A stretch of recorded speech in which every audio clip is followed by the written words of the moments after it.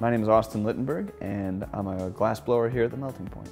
Many years ago, I saw a documentary on PBS about Dale Chihuly, and I was just infatuated by what I was seeing. It was like the coolest thing I'd ever seen. So I was very fortunate that my mom was paying attention and lived very close to Corning, New York, and so she took us on a weekend trip to the Corning Museum of Glass, and that was kind of the end of it. It was like, saw some people blowing glass, and it's the coolest thing I'd ever seen. I said, I want to do that. I want to be a glass blower.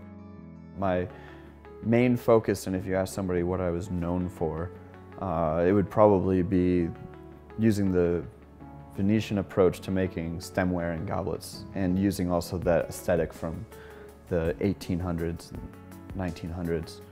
And that's been my main pursuit now for 12 years, has been studying that aesthetic approach in history. But very recently, just in this past year or so, I've started working on a new body of work where instead of pursuing something that has already been created and trying to learn those techniques, I'm starting to now actually produce a line of art, and something that's special to me and speaks to my aesthetic and my thoughts and what I want to do versus what has been done in the past and just doing historical recreations. Oh, absolutely, hands down, the most important quality for a glass artist is patience, which I think was the hardest thing to learn. The ability to stick to a project and focus and work really hard, even when things aren't going well, has got to be the most important thing, because there are so many factors that can go so wrong so fast that are oftentimes more or less beyond your control, that you have to just accept that the glass is glass and the glass is going to do what the glass is going to do. A working relationship with somebody in the studio has been compared to, at least in my experience, as a dance. Always. Everybody's like, it looks like you guys are dancing in there, because we're on a time, there's a cadence, there's a rhythm. Every little thing counts, and we do a lot of non-verbal physical communication that often is missed by the uninitiated. Well, right now I'm working on making some birds. My wife has a deep education in environmental science, and ornithology was a real strong passion of hers, and since moving out here to the West especially, we've become rather avid bird watchers because we're surrounded by new species that we've never been around, and I'm looking at birds constantly, I'm watching them, I was like, oh, there's one right now, you know?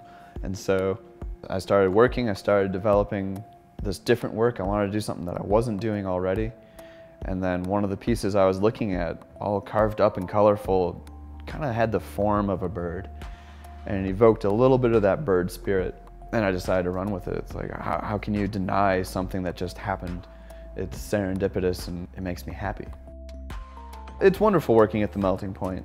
We've got this really wonderful mix of things that we do here. I have to make work for the gallery because we got to keep the lights on, you got to work, you got to make stuff. We get to do a lot of custom work, which is one of my favorite things to do, is to work with people who don't know the limitations of glass because they come to you with really wild ideas. And can we do this? And well, the answer is yes, you can do anything with glass. So then working with a client to figure out how to get to what they envision with no real common vocabulary for glass. It's really fun to figure out how to get around these things and still produce a product that they're looking for.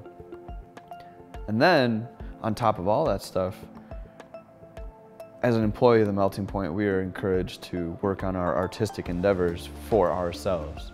And so I'm allotted an opportunity to create new bodies of work and really delve into what it is that I want to make and why I want to make it.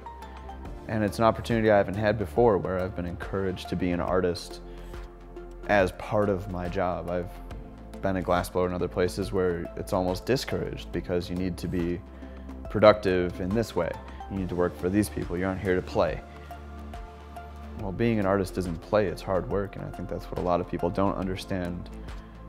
But that's something that we understand here, is that being an artist is work, and that's important to put that time and effort into your art, or else it won't ever develop and it won't ever turn into anything different, new, interesting, or compelling. That's, I think, my favorite thing here is that I get to be an artist and I'm encouraged to be an artist. What I love most about it is absolutely the process. I love the process of making glass. The magic for me is sitting at the bench with some hot glass on a pipe and shaping it. If I got done with a day and had nothing in the box and a pile of glass on the floor of everything that I broke from the day, I'd still be happy because I got to be at the bench, I got to be working. Just being involved and one-on-one and handling the material is the absolute greatest thing in the world for me.